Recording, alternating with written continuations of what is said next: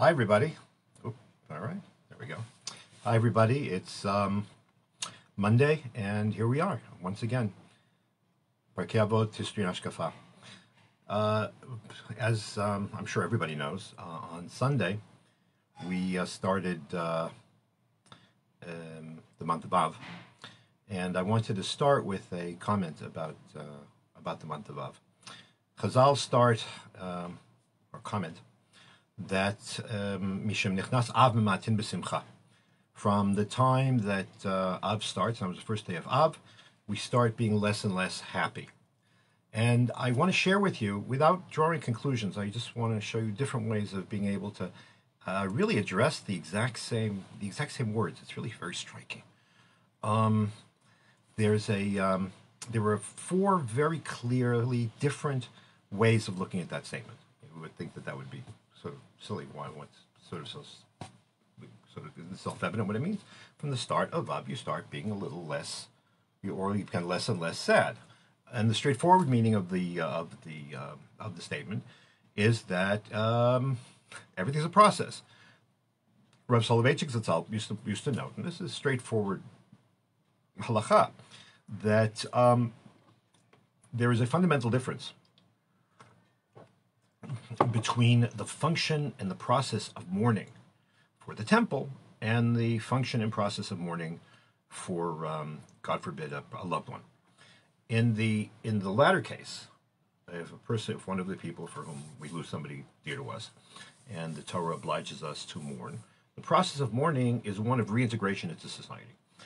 It starts with aninut, that moment of being numb and dehumanized by our contact with death and with our own mortality, and then when it goes into Avelut, which is more, then there's the Kvura, which is a matter of confronting death and looking at it straight on. One of the things about the halacha is that we don't sort of cover things up, as opposed to the Western or the American way in death, which is the name of a very important book, by the way, from the '60s, but it's still a relevant study. We insist on confronting death, so we actually perform the interment. We have to take over. The Torah tells you have to take a very strong look at the new reality and the tragic reality in which you find yourself. And then comes Avelut, which slowly but surely takes you from a total withdrawal from society and slowly integrates you as the first 3 days of Shiva are more severe than the last 4 days of Shiva, and then the 30-day period is even less. And when it's apparent, the 12 months spread out throughout the year. But the point is that you go from the intense to the less intense. It doesn't mean you're going to, the day after the 30 days or the day after 11 months, you're not going to what's the word? You're not going to feel anything. You're not going to grieve, but you've got the tools, you've got the emotional tools to be able to be in life and live with your sense of loss.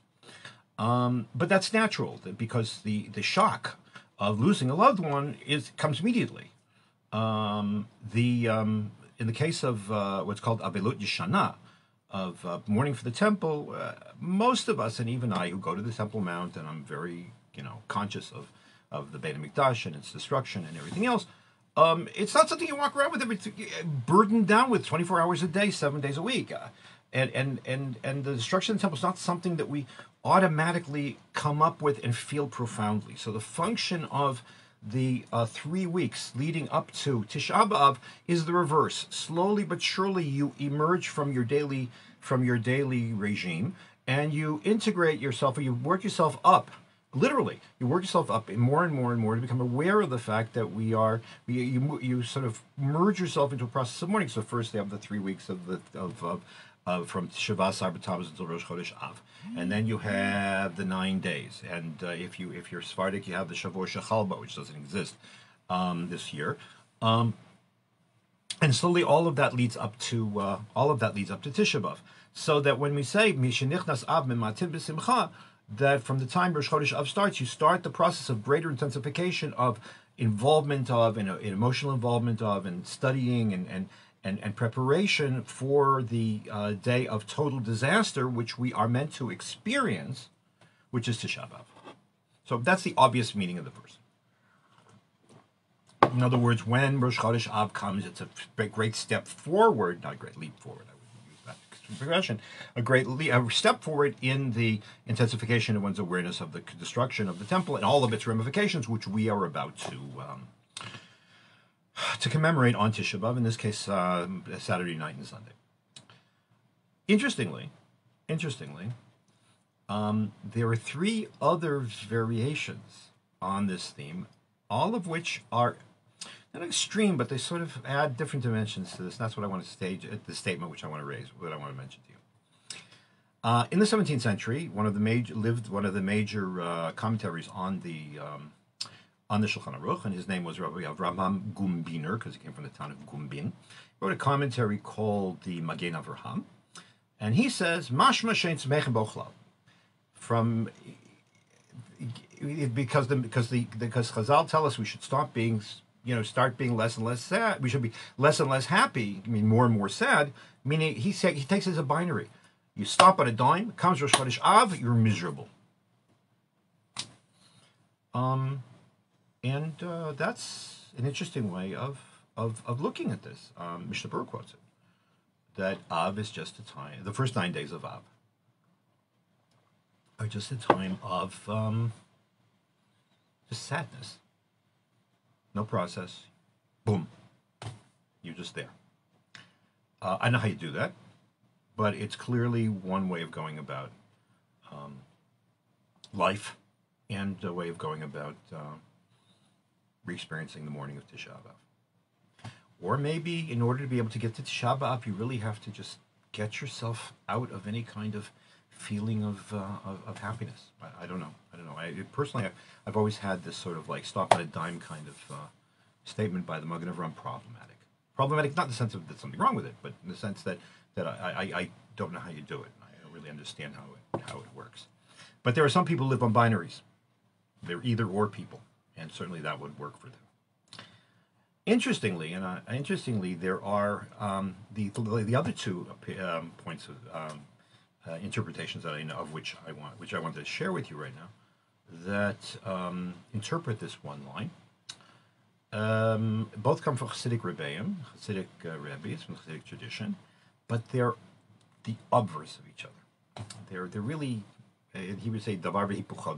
They're two sides of the same coin, but very, very different as a result. Nevertheless, there is a statement that is attributed to the late Lubavitcher Rebbe, Rabbi Nachum Mendel Schneerson, where he says, "Mishenichnas av mima'atin b'simcha," that a person can't live without simcha. A person can't live without joy in life. And so therefore you have less joy because you're aware of the temple, you're aware of the destruction of the temple. But if we were to live without joy totally, as perhaps the Magen Avraham would suggest for those 9 days, we wouldn't be able to exist. So mima'atin b'simcha, you let the mourning limit your personal joie de vivre, your personal simchat chayim, but you really can never, ever, ever exist without simchat chayim, without joy, and as a result, you could all that the rabbis can legitimately ask you to do is to sort of have less, but not totally wipe it out. On the other end of the spectrum, from the world of Polish Chassidut, there is a statement that is distributed by a sefer called Me'or Bashemesh, by an ancestor of the Piaseczner Rebbe, actually, to the Chayza Lublin, the seer of Lublin, who was one of the major figures in the creation of purely Polish Chassidut. He was something of an intellectual ancestor of the Kotzker, for those of who were aware. And he says the other way around. He says, Mishenichnas av mematin besimcha. Mishenichnas av, once Av is present, the mourning and the looming awareness of the destruction of the temple and of the exile and of the bad, dark parts of Jewish history, all of which, in some way or another, derive from the destruction of the temple, because the destruction of the temple emblemizes, as Rav Soloveitchik would say, emblemizes the abandonment or our lack of God's presence among us. a period of Hester Panim, of him hiding his face, as it were, from us. So we're much aware of that. So it can be overwhelming. Mishenichnas av.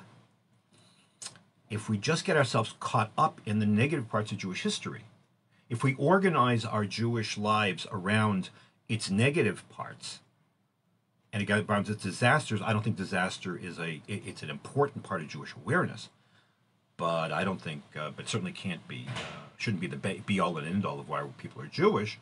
Mishenichnas av, when you're forced to confront the destruction and the exile and the Crusades and the Shoah, mima'atin, the mandate is, nevertheless, don't get caught up with this. Don't get too swept away by the negative. Mima'atim bisimcha al yedei simcha.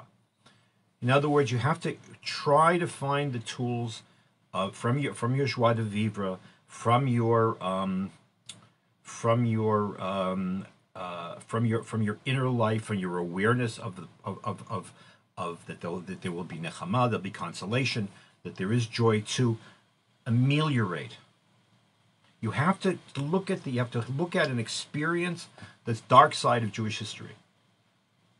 But you also have to hold on to your own simcha that you're alive, that you survived, that you have a responsibility to continue the Jewish people, to continue a life of Torah. Mimatim, but you're not mimait the simcha. You're mimait the avelut with one simcha. It's a very optimistic, I think, view, and it's anyways. Those are 4 ways of looking at the statement, and I leave it to you to do with it as you wish. Okay, let's go on. We are still in the second chapter of Pirkei Avot. We are discussing the Mishnah of which is we started with Rebbe and then his children. We've been talking last week. We talked about a Mishnah which goes all the way back to Hillel, the founder of the dynasty of the patriarchs. And Hillel said last week we discussed the question of do not separate yourself from a community. And the next line is ve'al tamin ba'atzmecha ad yom motcha. Don't believe in yourself until the day you die. Now, in a certain sense, first of all, I'd like to see what contemporary people say about things like this. So I Googled "believe in yourself." I mean, unbelievable. I mean, that tens of thousands of hits about the question of people should believe in themselves and believe in themselves. That's true. That's very true. So why does Hillel say don't believe in yourself? So if we understand it in context, it may very well be that this is the flip side of last week's comment. In other words, don't separate yourself from the community. You can't. People need each other. People need people. Quote Rabbi Barbara Streisand. People need people, and therefore they shouldn't abandon the community. Don't think that you can make it on your own. A Jew needs a community. People need people. Certainly, Jews need a community. That's how we manage to survive. So don't think that you're such a knacker that you can separate yourself, or you should separate yourself from the community. And that's the reason why so much of being Jewish involves doing things with other people. Whether it's in the synagogue, or whether it's preparation for holidays, or whether it's a matter of taking care of each other, whether it's a matter of tzedakah, whether it's a matter of chesed, whatever the case may be. And even study, by the way. Yes, if you study by yourself, then that's okay. But the ideal study is with chavrusa, with somebody else, and not just because you're helping somebody else, but because 2 people can shop at each other and can play off of each other, and that's how you really grow. Okay. Interestingly, if you take that phrase out of its initial context, see as a separate standing issue, it raises all kinds of interesting possibilities, both morally and philosophically and psychologically and historically. Al tamin ba'atzmecha ad yom motcha. Don't believe in yourself until the day you die. It can't mean that you shouldn't be confident, that you shouldn't use the tools that God gave you, shouldn't use the skills that God gave you, that you shouldn't try to push forward, because man is commanded to maximize his humanity and to achieve one of the blessings of Adam was to rule the world, vikivshuha, conquer it. Doesn't mean conquer it, exploit it, destroy it. Kivshuha means realize the world's potentials, which means realize your potentials also. So it can't. So al tamin be'atzmacha yom mocha can't mean that. So what could it mean? So there seems to be almost universal agreement among the commentaries that what Hillel seems to be saying is, don't be arrogant. Never assume that you've gotten there. Never assume that you are infallible. Never assume that you are irreplaceable. My father used to say the cemeteries are full of people that can't be replaced. Somehow they are. Al tamin ba'atzmacha ad yom motcha. Don't think everybody has their own. Rav Kook used to say everybody has their own mission in life. We were all born when we're supposed to be born for a specific purpose, and if we were born at a different time, we'd be totally superfluous. So we have to take that shlichut, we have to take that mission that we're all appointed to, and realize it. So don't think you've made it until the end, because you don't know what the end of the mission is. Also, if you think you've made it, you may very well end up backtracking. There was I don't know if I shared this with you. There was a lovely man who I knew when I was in yeshiva. His name was Rabbi Moshe Bezdin, Zecher Tzadik Lefracha. He used to teach he was in charge, he created, and he used to teach in the James Stryer School, which was for people of limited Jewish background. But he was a master sermonizer, and he always had interesting things to say. And when he heard that I was a young rabbi with a congregation, which I once was, both young and with a congregation, on Fridays or Thursdays at YU, he'd come up and say, "So what are you going to say tomorrow?" And the truth of the matter is, half the time I hadn't thought about it, but I would tell him, what I thought. He would always give me some ideas. So one idea, which is directly related to this comment of Hillel, is that he said that it was I believe it was Parshat Yitro at the time. Makes sense. He points out that the end of Parshat Yitro, which is the parsha in which we read the Ten Commandments, everybody usually talks about the Ten Commandments, but sometimes more interesting things are, for those of you who follow my parsha shir that I put up usually on, I always intend to put it up on Thursday, and it ends up going up just before Shabbat here, because just things get very busy. I've mentioned that I've mentioned this, that the most interesting insights into the parsha are often derived from passages that aren't the central concern of the parsha, what everybody else talks about. So everybody, when we read Parshat Yitro, we generally read, people explain about the Ten Commandments, all kinds of stuff. Rabbi Bezdin said, he says a very important thing is to look at the end. What's at the end? It's like a tack on, it's like footnotes. At the end, after the theophany, before Moses goes up to Sinai, while the people are still freaked out, that God appeared to them. So Torah says, among the things you should do is you build an altar of earth, and when you go up to the altar, you should go up by a ramp. You don't use stairs. Don't go up by steps. Go by a ramp, because so that your nakedness not be revealed. Okay, what's the point? The point is that if you're wearing a tunic, if the priests are wearing tunics, and they're wearing just underwear or whatever, or they don't have any, whatever. You walk up the stairs, and you all by definition have to raise your foot, and your leg becomes exposed. Women have this problem all the time in terms of accessing the buses and stuff like that, if they're not wearing slacks. So that seems to be the case. But Rashi points out that the Kohanim wore pants. The Kohanim wore pants. So why is it a problem that what kind of nakedness, what kind of bare flesh is going to be seen when you just walk up the stairs? You're wearing pants. The whole thing doesn't make any sense. So Rabbi Bezdin offered the following, and this is directly related. It's a beautiful way of explaining one way of looking at this Mishnah, and that is that what's the difference between it? So you go up to the mizbeach, you go up to the altar on a ramp. Yeah, those of you who have gone to Harival and seen the altar, which is attributed to Yeshua ben Nun. I happen to believe it's authentic, by the way. The Yeshua ben Nun, you see an altar with a ramp. So what's the difference between a ramp and a step? A ramp and a step is as follows. When you go up steps, you go up, you can stop. You go up, you can stop. You can go up, and you can stop. And you don't have to go any further.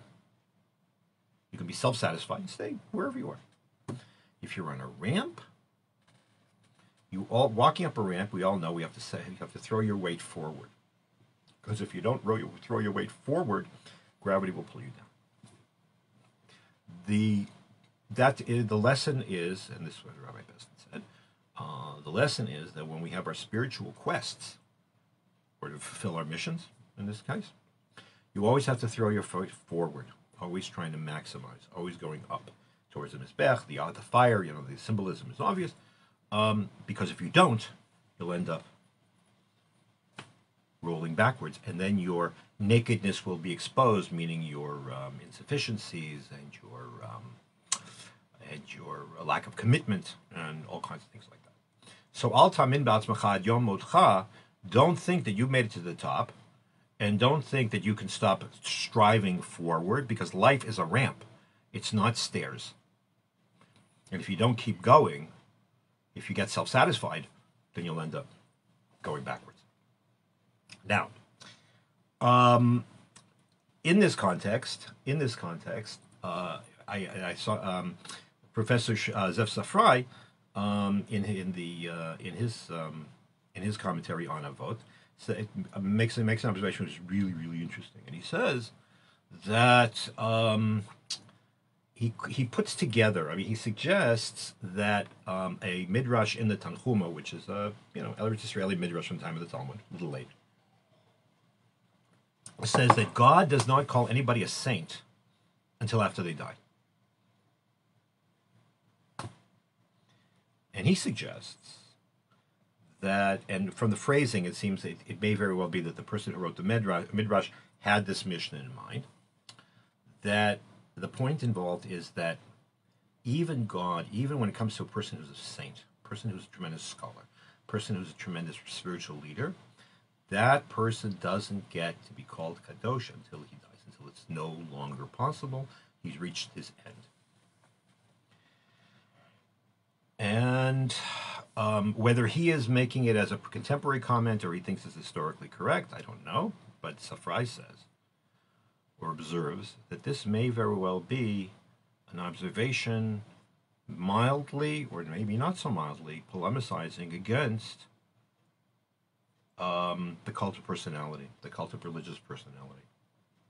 Because even the most saintly person can become corrupted. Even the most saintly person can destroy his standing. And you don't know who you are until it's over. Then people can look back and see a person's career.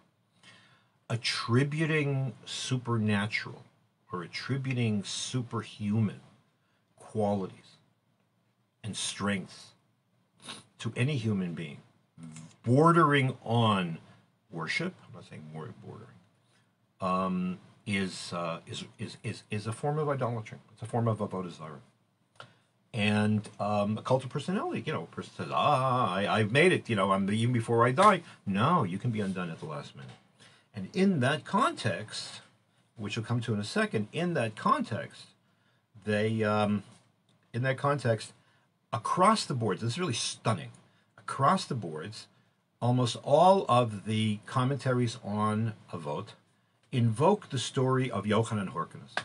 Who is Yochanan Horkanus? Yochanan Horkanus was the son of Shimon the Chashmonayi. In other words, he was the nephew of Yehuda and Yochanan and Elazar, the grandson of Matityahu, of the Maccabees. He was the second king of Judah. He was the second king of Judah, after his father Shimon was murdered, actually. And the Talmud says, and this is confirmed by Josephus, that Yochanan Hyrcanus was his entire life a pious Pharisaic Jew. In other words, rabbinite, he believed in Torah, Shabbat, and everything else. At the end of his life, he was corrupted and became a Sadducee. He became a heretic. And the idea being, you gotta be very careful. You've gotta always look at yourself and not get arrogant and not trust you and not be overly trusting of yourself. You could be undone. The doubt could undo you, whatever the case might be. Because look at him; he was pious and a saint his whole life, and at the very end, he messed up, and he messed up big time. I'm struck, and I think it's something that I want to think about some more. I'm struck that the rabbis said this, and that they remembered the Maccabees or the Hasmoneans and the problems of the Sadducees and the Pharisees. That part's fine. That's okay. But what strikes me is, and I'm still trying to wrap my head around, why did commentaries keep quoting this story? Because 100, 200, 1,000 years later, Yochanan Hyrcanus, the Pharisees and the Sadducees, it was irrelevant. There were no more Sadducees. They're Karaites. But it's irrelevant. It's not a story to tell. And when you comment on Pirkei Avot, you're not writing commentaries on Pirkei Avot are meant to be contemporary. They're meant to be relevant. Quoting a story from 3 billion years ago, what? Who needs it? What's that supposed to teach me at all? It doesn't hang together. I think that when it's quoted by medieval and even and modern commentators, I think it's got nothing to do with they don't mean to invoke Yochanan Hyrcanus himself. Every generation encounters, every generation in Jewish history and Jewish religion encounters intellectual and moral and cultural challenges and skepticism. And challenges not in the sense of I have to think about something, but rather, straight on critiques or things that call into question the truth of the Torah, the truth of Judaism, and we have to deal with them. And as firm as one's belief might be, by the way, the word emunah, al tamen, don't believe in yourself, doesn't mean don't believe in yourself. It means that emunah means that it means steadfast. Don't take your steadfastness for granted. In terms of one's belief, in terms of one's identity as a Jew, always be ready for know that you are going to be questioned, and that there are going to be doubts that are going to be made, they're going to be raised, and you're going to have to be ready to deal with them.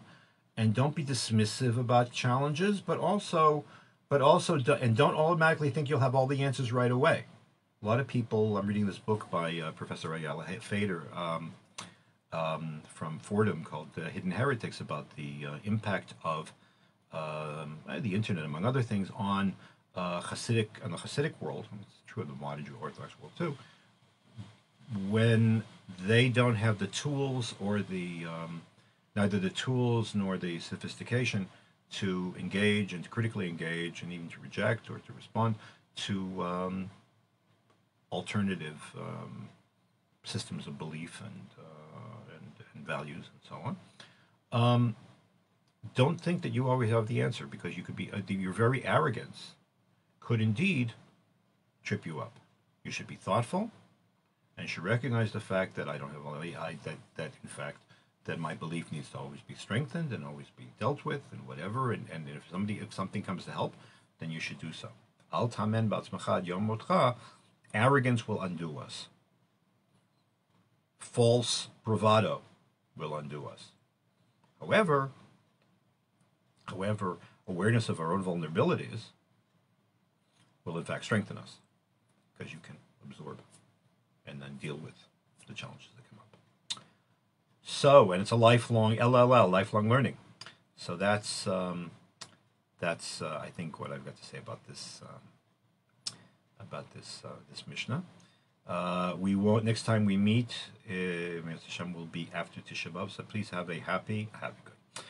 a meaningful and as easy a fast as you can. And if those of you are old, if you're older and not well, please contact your rabbi before the fast to see when and if there are any arrangements that need to be made for Tisha B'Av. The most important thing is to spend the day as much as possible getting into the experiential end of the day, which means to read, means to learn, whether it's Eicha, if people read Holocaust literature, other people read Jewish history. I remember one year I spent the entire Tisha B'Av, after having said the poems in the morning, I spent the entire Tisha B'Av reading the Chronicles of the First Crusade, which is a very appropriate thing to do. Everybody to their own, each to their own taste and their own effectiveness. Okay, we will see you. We will see you next time.